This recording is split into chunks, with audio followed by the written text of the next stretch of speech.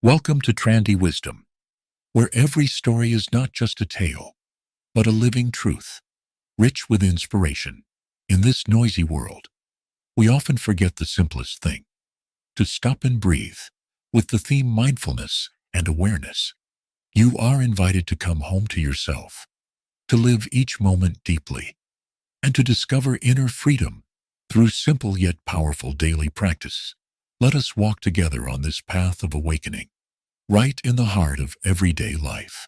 1. Coming home to yourself through mindful breathing. In every moment, there is an invitation to return. When you listen deeply to the silence between thoughts, to the space between breaths, you may hear a subtle call, not from outside, but from within. It is the voice of your true home, your island of peace. But we have strayed far. In our hurried lives, we run, we chase, we try to become, yet in doing so, we lose something precious. The simple joy of being. Mindful breathing is the gentle path that leads us back. Breathing is something we do all day, every day, and yet, most of the time, we are not aware of it. It becomes automatic, like the background music of our lives, unnoticed and taken for granted. But the breath, when touched by awareness, becomes sacred. It becomes a thread, guiding us back to the present moment. In the teachings of the Buddha and in the lived experience of mindfulness practice, the breath is the door to the here and now. When we breathe, and we know that we are breathing, we are already free. We are no longer caught in the past or pulled toward the future. We are alive, fully and beautifully, in the present. The first step is to simply stop, wherever you are, on a crowded train, in the kitchen, in the middle of an argument. You can gently pause. Place your attention on the breath, not to control it, not to judge it, but to simply be with it. Breathing in. I know I am breathing in. Breathing out. I know I am breathing out. These simple words can become a mantra, a quiet companion on your journey inward.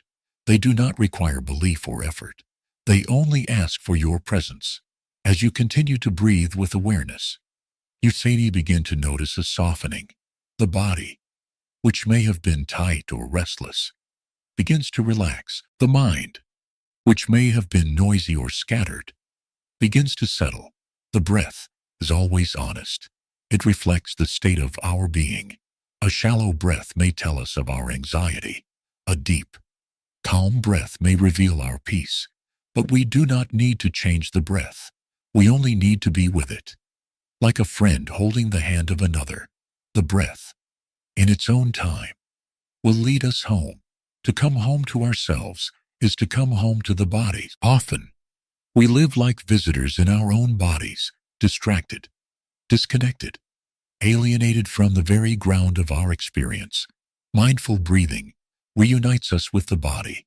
When you breathe and bring your awareness to your body, you can say, breathing in, I bring my mind back to my body. And with that, something beautiful happens. You arrive. You are no longer split between here and there. You are whole. This wholeness is healing. It is not an escape from life, but a deep encounter with it. When we come back to our breath and body, we also come back to the wonders of life. The blue sky, the warm tea in our hands, the smile of a loved one. These are not things to rush past. These are the miracles we are often too busy to notice. And yet, they are here, waiting for us. The breath helps us touch them. The Buddha taught that mindfulness of breathing is the foundation of all meditation. It is both the beginning and the path itself. But mindfulness is not a rigid concentration. It is a loving awareness. When you breathe mindfully, you are not trying to achieve something. You are simply learning how to be. This being is spacious. It allows joy to bloom and suffering to reveal itself. It is an embrace, not a resistance. Suffering, too, is something we can hold with our breath. Often, when pain arises, we try to push it away. We distract ourselves. We suppress it. we run. But in mindfulness, we learn to stay.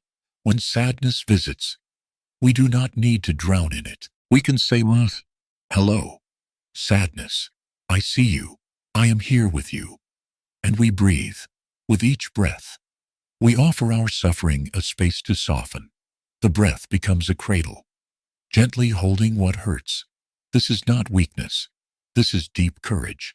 With time, the breath becomes more than just air flowing in and out. It becomes a teacher. It teaches us impermanence. Each breath arises and passes away. It teaches us non-attachment. We cannot hold on to any breath, and yet we live through them. It teaches us presence. For life only happens in this breath, not the one before or the one after. Each breath is a bell of mindfulness, calling us back from forgetfulness. In the monastery, we use a bell to invite mindfulness. When the bell sounds, we stop. We put down our thinking, our speaking, our busyness. We come back to our breath. You don't need a bell to do this. Your breath can be your bell. Every time you remember to breathe with awareness, you are ringing the bell of awakening. You can also use mindful breathing in daily life. While walking, you can synchronize your steps with your breath. Breathing in, I take a step. Breathing out, I smile. When you wash the dishes, instead of rushing, you can be present with the warm water and the movement of your hands. When you listen to someone, you can breathe mindfully and truly be there for them. These small acts, when infused with mindfulness, become sacred. To come home to yourself does not mean to withdraw from life. On the contrary, it means to be fully alive, fully present, fully open to life as it is. With each mindful breath, you cultivate a field of peace. This peace is not dependent on outer conditions. It is not a fragile peace that breaks when the world does not go your way. It is a deep peace, rooted in your own awareness, nourished by your capacity to simply be. You may think that such peace is only possible in a quiet place, a retreat, a mountain, a monastery, but that is not true. Peace is possible in the heart of a chaos. If we know how to breathe, the breath is always there for you. It does not judge. It does not demand. It waits. It offers itself freely. Every time you return to your breath, you are planting a seed of peace in the soil of the present moment. Let your breath be your companion, your refuge, your doorway to freedom. You do not need to run anymore. You are already enough. The present moment is not something to escape from, but something to cherish. It is your true home, and with each mindful breath, you are already there. 2. Awareness, the light of understanding and transformation. Awareness is a flame, gentle and unwavering, illuminating the landscape of our inner world. It is not noisy or dramatic. It is not forceful or rigid. It does not shout. It sees. Awareness is the deep knowing that arises when the heart is calm and the mind is still. When you are aware, you do not simply look. You see into the nature of things. You see clearly what is beyond the veil of habit and perception. In the teachings of the Buddha, this clear awareness is essential. Without it, we live as though asleep, swept away by our emotions and impulses. But with awareness, we wake up, we see, and through seeing, we are transparent. In daily life, we often react without knowing why. We speak without understanding the roots of our words. We judge without truly seeing the other person. These are symptoms of a mind clouded by forgetfulness. Mindfulness is the first step, the grounding presence that allows us to be here. But awareness is the second step. It is mindfulness with depth.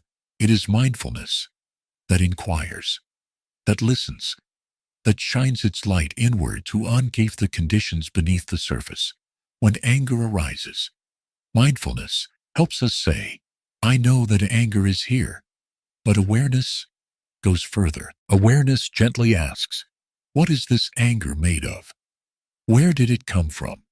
What does it need? Through this kind of inner inquiry, anger is no longer an enemy. It becomes a messenger, a signpost, a teacher. We begin to see that anger is often rooted in hurt, fear, or unmet needs. Maybe it came from a harsh word spoken long ago. Maybe it is a habit we inherited from our ancestors, a collective energy stored in our bones. With awareness, we do not try to suppress or deny the anger. We embrace it. We look into it. And through that looking, it softens. It no longer has to scream to be heard. This is the nature of awareness. It transforms through understanding, not through control, not through willpower, but through compassionate insight. When we truly understand something, we are no longer enslaved by it. Understanding is the door to freedom. It is the gentle force that untangles knots in our consciousness. This is true not only for anger, but for all emotions: fear, jealousy, grief, loneliness. They come not to harm us, but to call us home. They arise because something in us longs to be seen. There is a story of the Buddha encountering a young man consumed by rage. The Buddha did not argue with him. He did not condemn him. He simply looked into him with deep awareness and said, "I see you." These 3 words, spoken not with judgment, but with presence, cut through the illusion of separation. To be truly seen is one of the most healing experiences we can offer to ourselves or to another. Awareness is this gift of seeing. When we practice awareness, we begin to see not only our emotions, but also the seeds from which they grow. In Buddhist psychology, these seeds are called bija. Inside each of us are seeds of love, compassion, joy, but also seeds of despair, craving, and anger. Which seeds grow depends on which ones we water. Awareness helps us recognize the moment a seed begins to sprout. Perhaps a sense of irritation arises when someone speaks. With awareness, we see it early. We smile at it. We do not water it further. Instead, we may choose to water a seed of patience or understanding. This is the path of conscious living. Awareness also brings insight into the nature of interbeing. When we are aware, we see that nothing exists independently. Our suffering is not ours alone. It is connected to our ancestors, our family, our society. Our joy, too, is shared. Awareness helps us step out of the narrow cage of I, me, mine, and enter the vast field of we. When we see that our suffering is part of a larger stream, we feel less isolated. We realize that healing ourselves is also a way of healing others. In a moment of awareness, we may see that the person who hurt us is also suffering. We may see that their words came not from malice, but from pain. This does not excuse harmful behavior, but it helps us respond with compassion rather than retaliation. To see clearly is to suffer less. To see deeply is to love more. There is a kind of seeing that goes beyond appearance. When we look at a flower with awareness, we do not just see petals and color.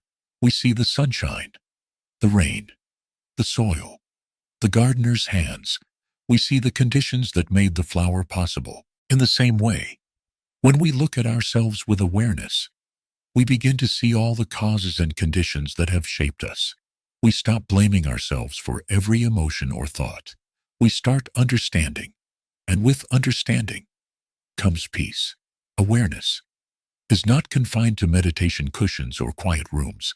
It is a living energy that we can bring into every moment.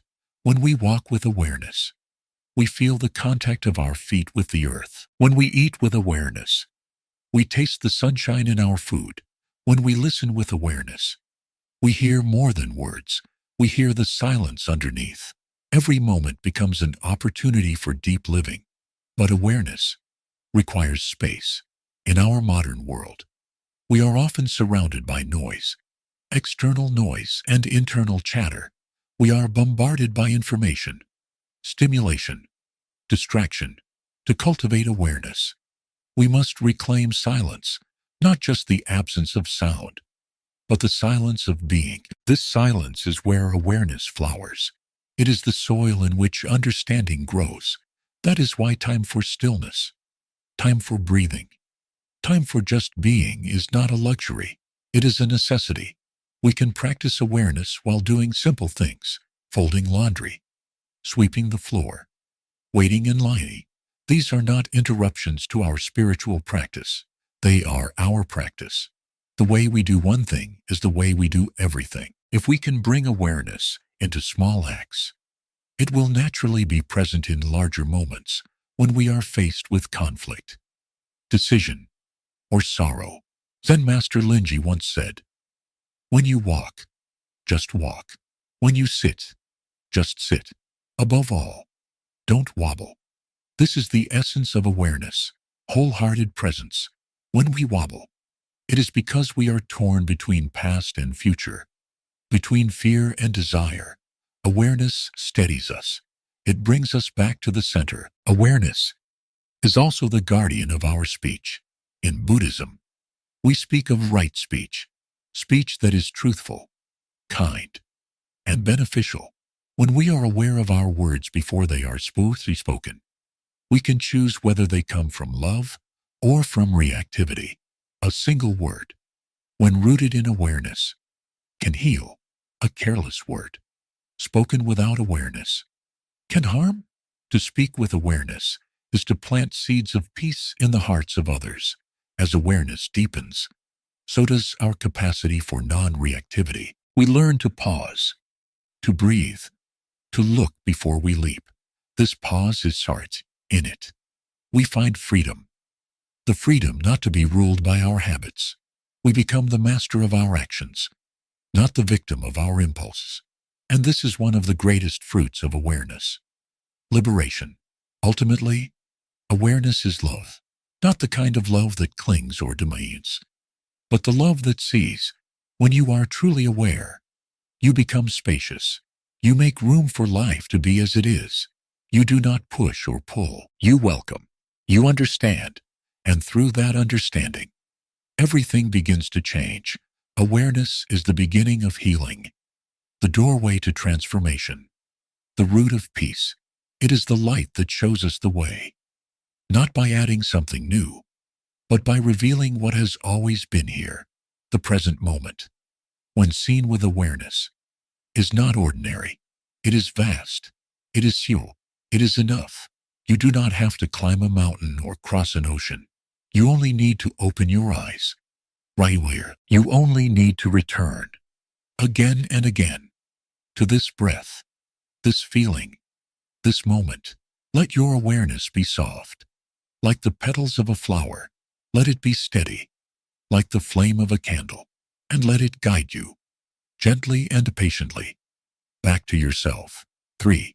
Living each moment deeply. The path to inner freedom. There is a quiet revolution that begins the moment we decide to live our lives more deeply.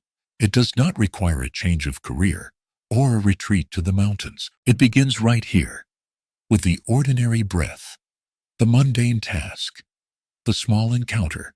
Freedom is not something we must seek in distant places or future moments.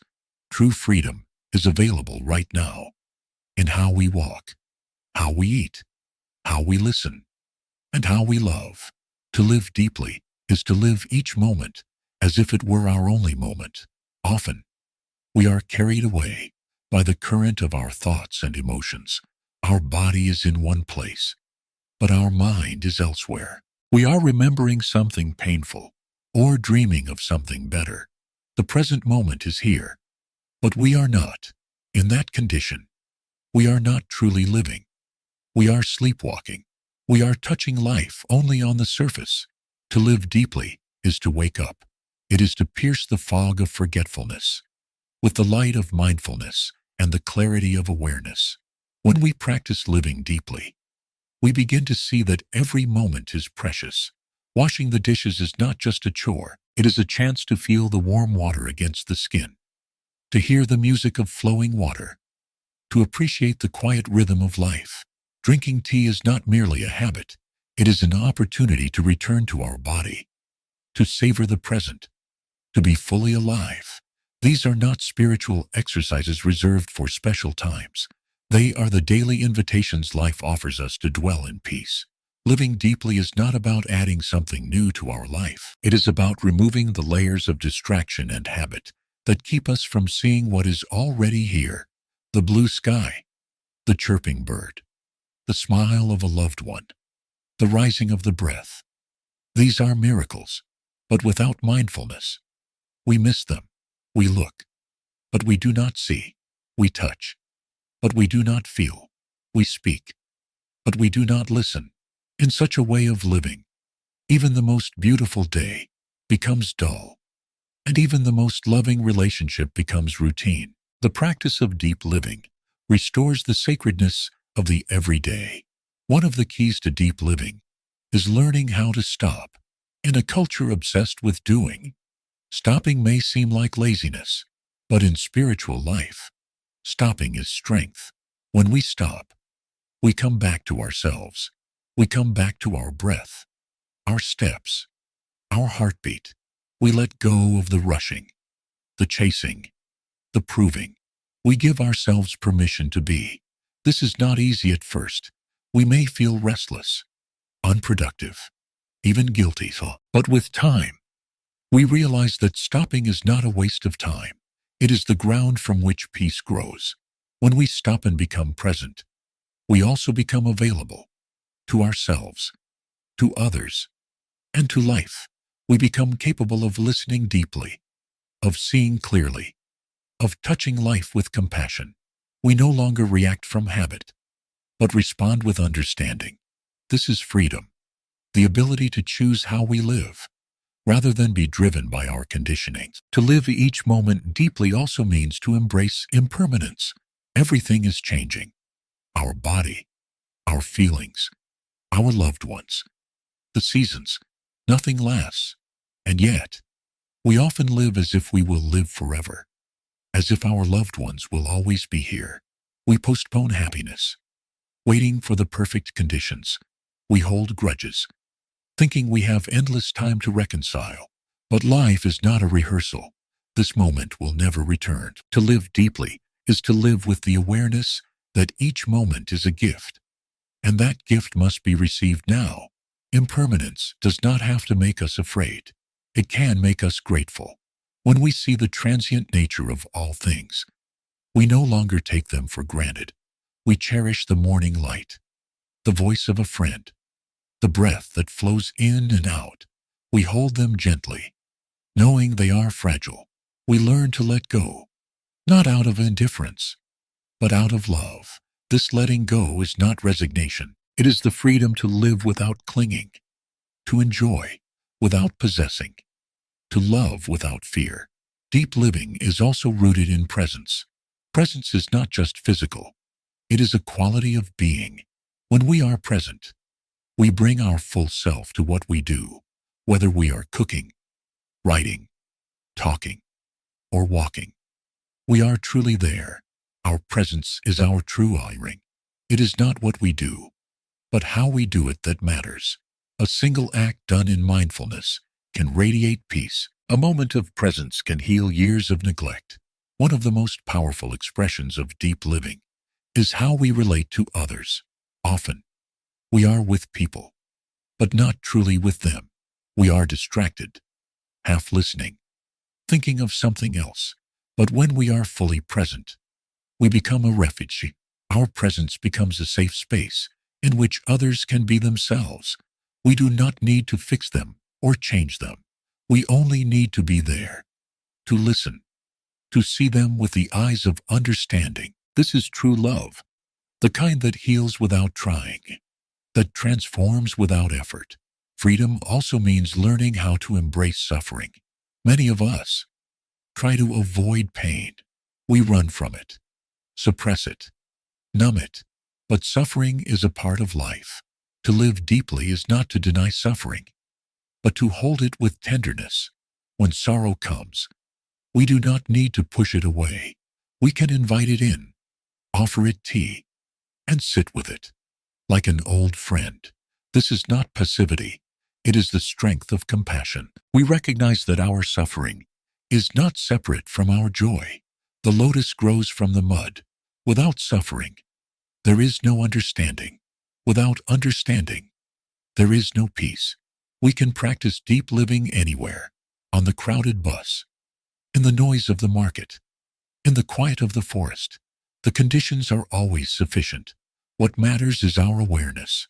When we are aware, every step is a step toward freedom. Every breath is a chance to return. Every smile is a manifestation of peace. There is no need to wait. We do not need to be perfect. We only need to begin again. Moment by moment, let us begin with small things. Choose one daily activity and do it with full presence. Brush your teeth with care. Drink your tea in silence. Greet a stranger with a smile.